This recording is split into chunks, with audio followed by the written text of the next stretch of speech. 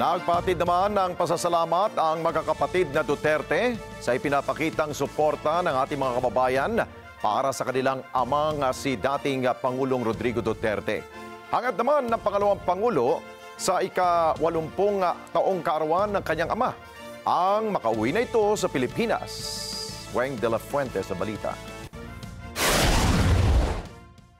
Pinangunahan ni Vice President Sara Duterte ang pagbati sa ika-80 kaarawan ni dating Pangulong Rodrigo Duterte. Sa isang video message, sinabi ni VP Sara na natutunan niyang maging matapang at matatag sa harap ng pangailangan ng ama. Nagpasalamat din ito dahil sa itinuro sa kanya ang halaga ng edukasyon. My warmest birthday wishes to former President Rodrigo Duterte. I learned resilience and courage in your exigence. Thank you for teaching me the value of education. I wish you love, good health, and happiness. Happy 80th birthday, Papa.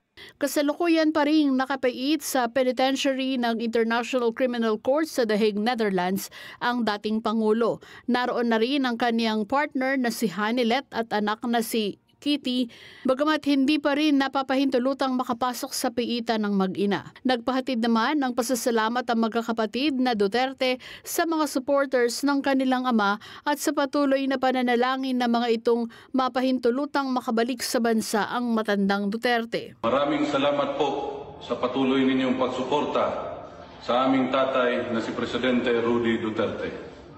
Maraming salamat din po sa pagsuporta niyo sa pamilya namin.